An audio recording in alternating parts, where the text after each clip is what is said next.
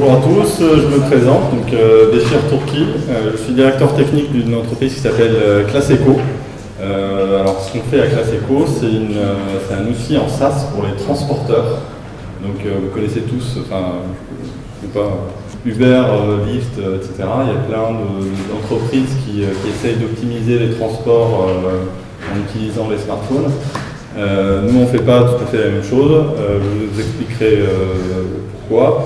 Mais en gros, on outille les acteurs existants. Voilà. Donc en gros, on utilise toute la nouvelle technologie qui existe aujourd'hui pour armer les acteurs existants. Alors on le fait avec différentes manières, déjà en utilisant ce qui est smartphone et tout ça, mais en plus en leur donnant à disposition des moteurs d'optimisation. Moi j'ai fait 6 ans de recherche opérationnelle à Air France. Et en gros, l'idée, c'est de donner à disposition à la grande majorité des transporteurs dans le monde des outils d'optimisation auxquels ils n'ont pas forcément accès normalement. Voilà. Donc, on fait le pitch avec Mounir. Mounir, si tu veux te présenter rapidement avant de... Je suis développeur chez ClassEco. Ça fait déjà un an et quelques mois qu'on est dessus. On a participé au premier jour du lancement.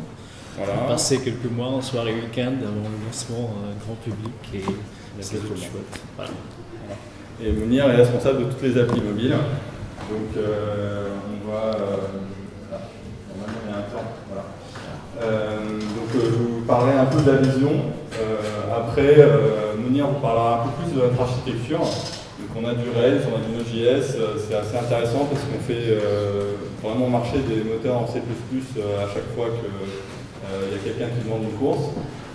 Et puis, pour vous intéresser un peu à ce qu'on fait, je reprendrai la main pour la 3e partie pour faire un focus sur un des problèmes qu'on résout, mathématiques, qui est l'optimisation du planning.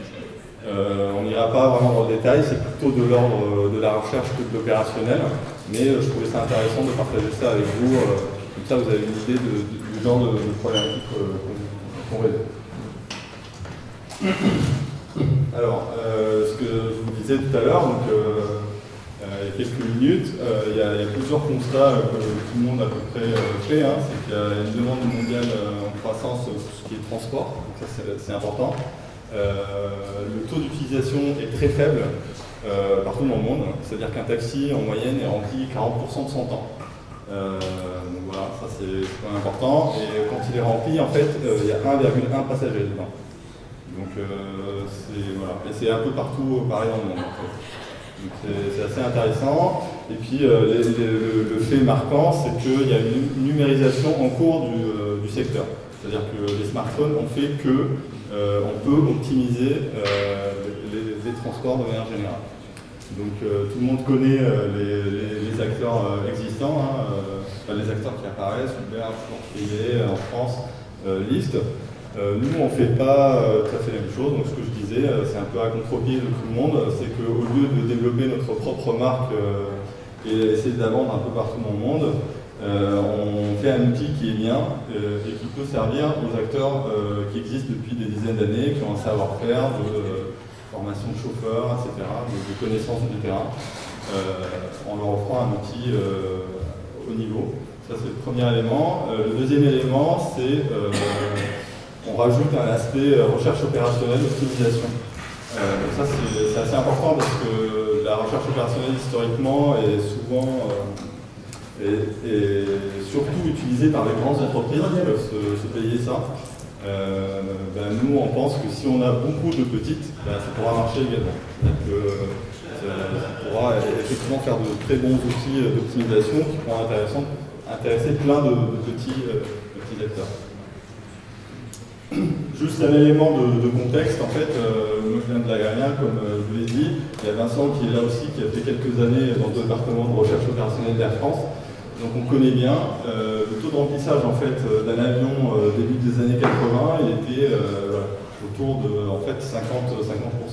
Et là, ces chiffres ne sont pas tout à fait exacts, 80%, c'est même 90% en fait.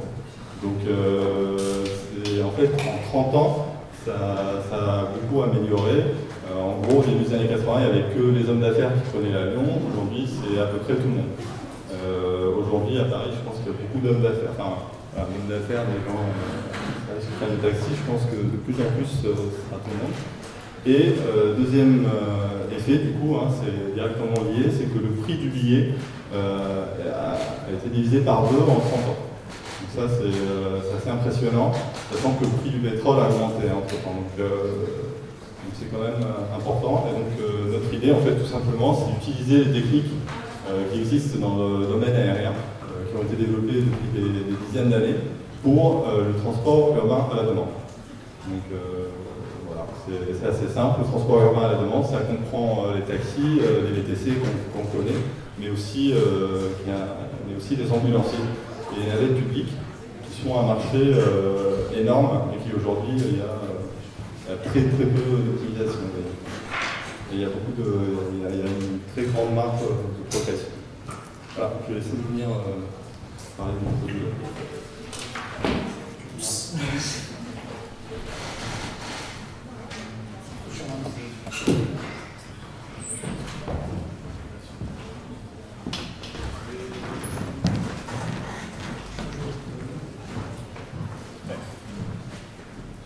Donc je vais vous parler du produit, qu'est-ce qu'on fait comme produit, quelle est l'architecture qui est derrière, et une retour d'expérience de notre utilisation de PhoneGap et comment on a switché de PhoneGap au natif pour une de nos applications. Alors on fait une solution en SaaS dédiée aux taxis et aux VTC, et peut-être aux ambulanciers aussi. Et c'est une solution clé en main. Une fois qu'on a un compte, on a accès à des sites web, applications mobiles, une solution d'optimisation, de dispatching, etc. On a créé une marque qui s'appelle Marseille Chauffeur, qui est utilisatrice de ce modèle d'optimisation. Et on a une application mobile pour faire une réservation à la clé qui ressemble à peu près à ça. Et en fait, ça ressemble à ça. Et une application chauffeur qui ressemble à ça aussi. Une stack qui utilise ces technologies, c'est langage de programmation, etc. Et comment ça marche une réservation chez Marcel? On tape sur l'API Rails qui va chercher le prix sur un serveur de pricing qui va prendre en compte le prédictif de trafic pour calculer le prix. Ensuite, dans le paiement, on va trouver le meilleur chauffeur pour cette course, en prenant en compte son planning et les courses qui lui sont affectées. C'est un problème d'optimisation qu'on résout.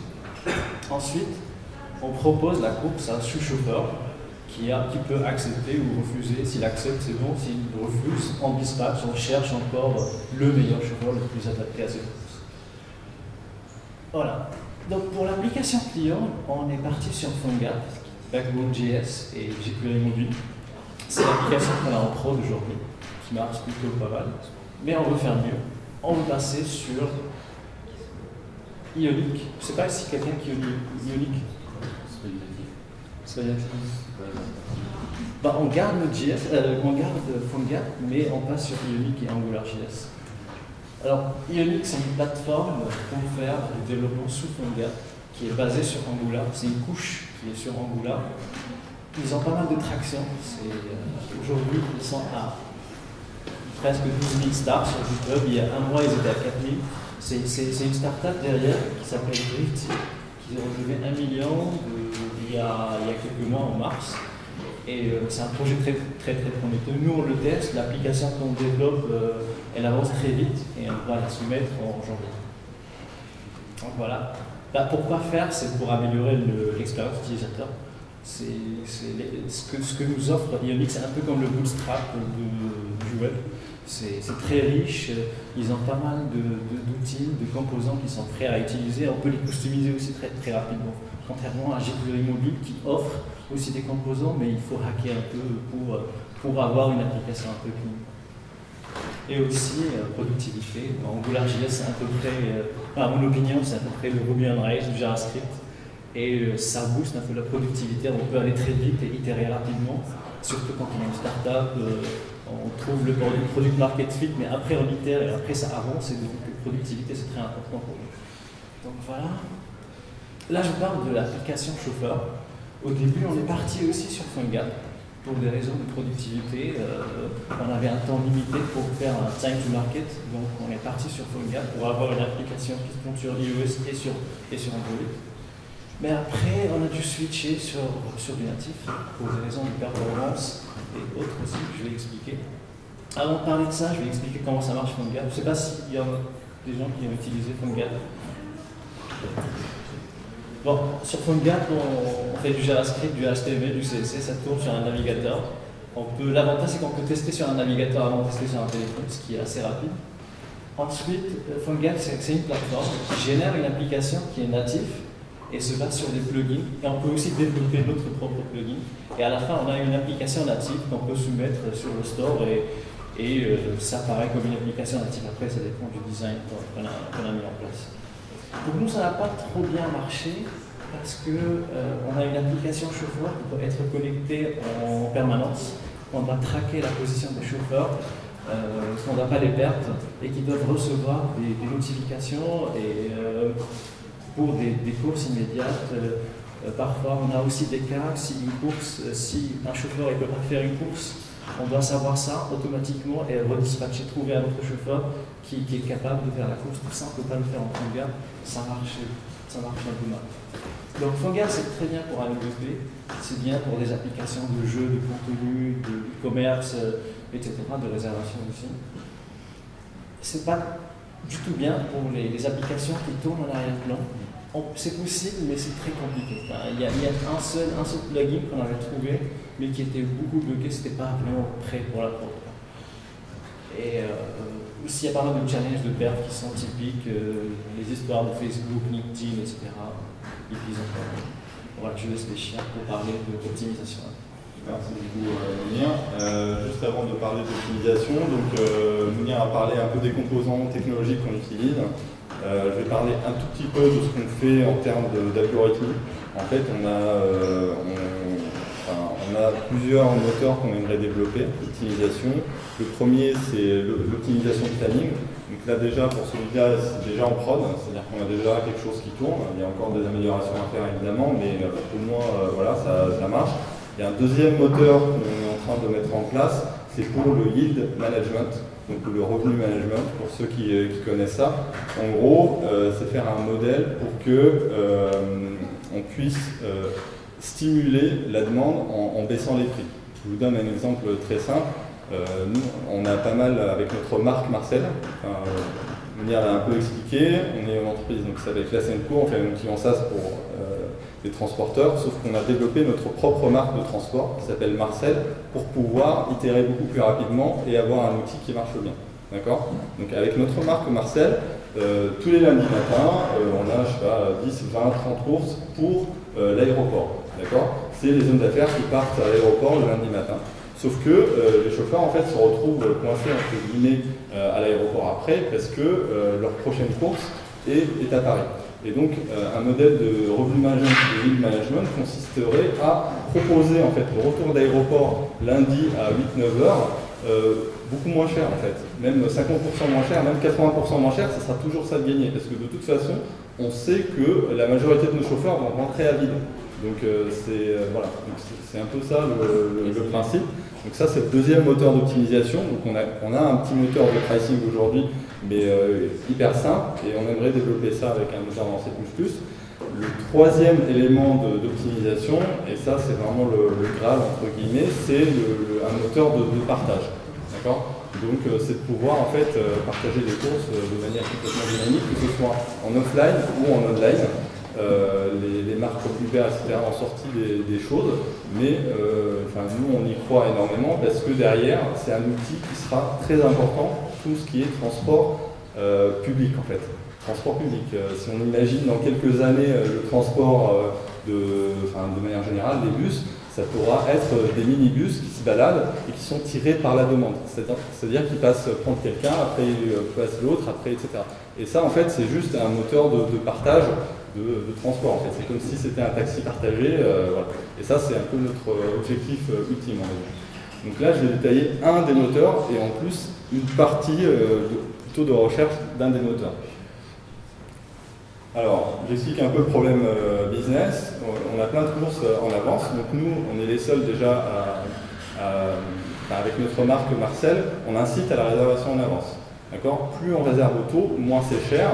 Pourquoi? Parce que nous, derrière, ça nous donne de la visibilité pour pouvoir optimiser notre planning. D'accord? Tous les autres concurrents, à chaque fois, en fait, vous font payer un malus si vous réservez en avance. Donc, bon, je peux vous expliquer pourquoi, mais en tout cas, on est les seuls à faire ça et du coup, on est les moins chers sur la réservation en avance. Et donc là, c'est un problème qu'on résout, c'est-à-dire qu'on a nos réservations en avance et la veille, on va construire les plannings. D'accord? Donc on a, je sais pas, 100, 200 courses et aujourd'hui, on construit les plannings du lendemain. Donc comment ça se traduit de manière mathématique? En fait, on a n plages de disponibilité, on va appeler BWI. Chaque plage de disponibilité commence à un endroit donné et se termine à un endroit donné. Ça, c'est important. Et après, on a M courses, BI, avec une origine et une destination. Okay, et l'objectif, en fait, c'est de minimiser le nombre de disponibilités nécessaires pour pouvoir faire toutes les courses. En fait, c'est ça, optimiser, en fait, c'est-à-dire mettre le maximum de courses dans les disponibilités. Donc c'est aussi simple que ça. Donc ça, c'est pas mal parce que ça peut se traduire en un graphe, pardon. Pour ceux qui ont fait un peu de théorie des graphes et des choses comme ça, en fait, on peut le représenter comme ça. Bon, je ne sais pas si c'est très compréhensible pour tout le monde, mais je vais essayer de vous expliquer ça, d'accord? Donc là, ici, c'est le début de disponibilité de chaque chauffeur, d'accord? C'est les bouts bleus. Et là, en fait, S, D, X, enfin DI, plus 1, c'est le supply, d'accord? C'est un flux, en fait, qui sort d'ici et qui revient d'ici, d'accord? Donc chaque chauffeur commence à un temps donné et termine à un temps donné. Et chaque chauffeur, enfin non, pas chaque chauffeur, peut faire plusieurs courses, une ou plusieurs. Donc on va créer, donc ça c'est des courses, d'accord? Une course a un début et une fin, ok? Donc ça, là il y a 4 courses, ok? Si un chauffeur I peut faire la course, par exemple celle-là, il y aura un lien qui va de là à là. Donc ça c'est très important parce que, comme je vous ai dit, un début de disponibilité c'est un endroit donné, un temps donné. Okay, donc c'est par exemple 8h, 1 rue de Rivoli. D'accord?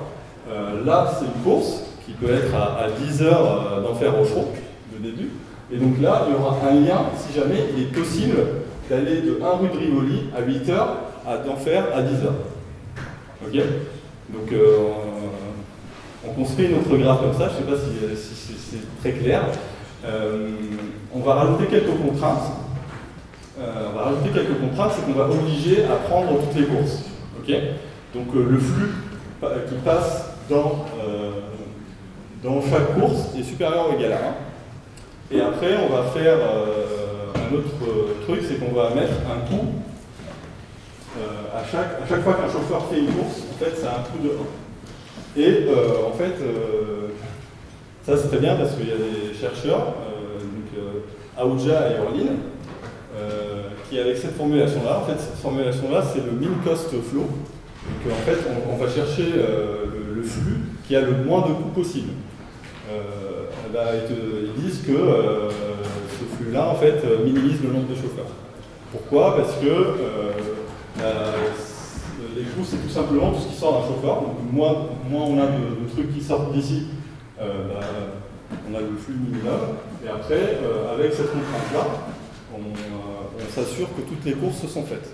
Donc si on minimise le coût de ce graphe-là, enfin si on trouve le flux qui minimise le coût de ce graphe-là, en fait on va trouver le minimum de chauffeurs. Et juste pour terminer avec la formulation en programmation linéaire, je ne sais pas s'il y en a qui ont déjà fait de la programmation linéaire ou pas? Ah ben voilà. Voilà, c'est exactement ça. Donc, ça, c'est la formulation du programme linéaire de ce qu'on a vu au-dessus, en fait. Donc, on minimise le flux fois le coût. On a des contraintes de supply et on a des contraintes de capacité, en fait. Ici, on a cette contrainte-là qui nous oblige à passer, ok, et on a des contraintes de supply. Alors ça, c'est plus 1, et là, c'est moins 1. Et en fait, en résolvant ce problème mathématique, déjà le fait que ce soit représenté en graphe nous indique que ça va être résolu très très vite. Et deux, comme ça, on a la formulation mathématique. Voilà, alors ça en fait, ça résout pas tout. C'est hyper bien parce que intellectuellement c'est sympa, sauf qu'il y a un problème, c'est que si on revient ici, on ne peut pas s'assurer en fait que le flux qui sort de ce chauffeur-là va terminer sur ce chauffeur-là en particulier. Et ça veut dire que si en fait les disponibilités ne sont pas égales, c'est-à-dire que si les chauffeurs ne partent pas tous de 8 heures et ne terminent pas tous, je dis n'importe quoi, à minuit, ça ne va pas résoudre notre problème. Donc ça ne résout que dans un cas particulier. Donc ça veut dire que ça c'est la première phase et que derrière on est obligé de faire un peu de recherche locale pour trouver la meilleure solution en partant de ce minimum. Voilà, donc ça c'est juste un petit exemple avec des données réelles, avec le dispatcher d'il y a quelques mois. Maintenant il est beaucoup plus joli grâce à notre intégrateur Louis. Voilà. Voilà, donc c'était à peu près tout. Je voulais pas vous abrutir ou quoi, je voulais juste vous donner un exemple concret de ce qu'on peut faire. Et donc ça c'est juste la première partie. Et on a l'ambition d'en faire plusieurs d'autres, donc le lead management et le partage en temps réel. Voilà ce que je peux dire d'autre. C'est sûr aussi qu'il y aura beaucoup de challenges techniques côté architecture à mettre en place. Là aujourd'hui on travaille le produit Marcel, mais après Marcel sera un client du SaaS, il y aura d'autres produits qui vont utiliser Marcel. Donc ce qu'on a vu, ce que je vous ai montré un peu très rapidement dans l'architecture, va devenir plus gros, il y aura plusieurs serveurs pour chaque partie. Et donc c'est pour ça que... Voilà, donc le message aussi qu'on voulait faire passer, c'est qu'on est à la recherche de compétences. Donc plutôt côté web, donc full stack, Ruby, JavaScript, etc. On cherche plutôt quelqu'un d'expérimenté qui pourra prendre beaucoup de poids. En gros, personnellement, j'ai pas mal bossé sur les parties web jusqu'à aujourd'hui. Et en fait, tout simplement, j'aimerais me concentrer un peu plus sur les parties recherche opérationnelle parce que ça n'a pas beaucoup avancé du coup depuis quelques mois. Donc on cherche quelqu'un de costaud qui pourra aider, voire même plus sur tout ce qui est web, en fait, que ce soit Ruby, que ce soit front-end ou back-end, hein, c'est les deux. Pardon. Et mobile aussi. Et mobile aussi, c'est open bar. Non mais vraiment, voilà, on est en pleine croissance côté business également, et donc voilà, on cherche quelqu'un de costaud pour nous aider. Quand on voit ce que vous faites, je pense que les gens qui viendront chez eux vont pas trop s'ennuyer, je pense que c'est le truc à apprendre. Ça c'est sûr. Ça a l'air de valoir le coup.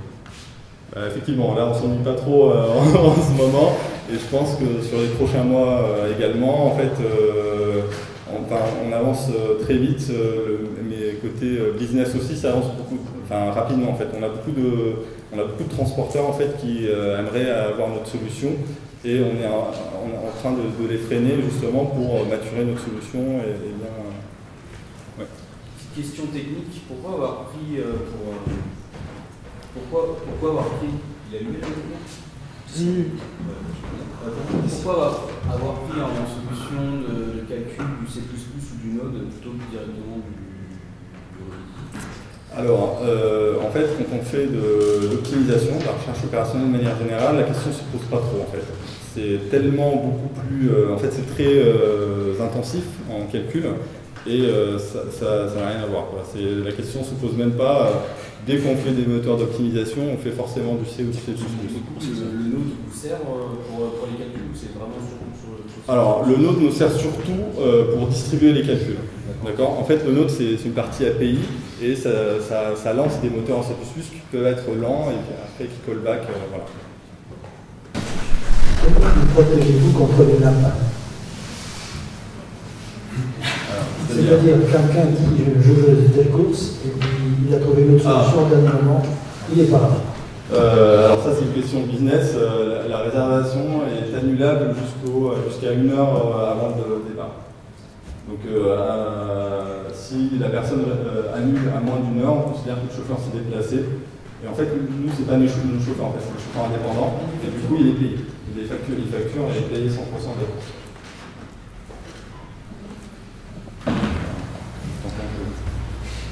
Quand vous calculez sur le graphe pour les parties de supply vers les courses, est-ce que vous prenez en compte la difficulté du parcours et du coup la proba que ce soit faisable ou pas? Enfin, c'est sûr. En fait, oui. Alors, un arc n'est mis que s'il est réalisable.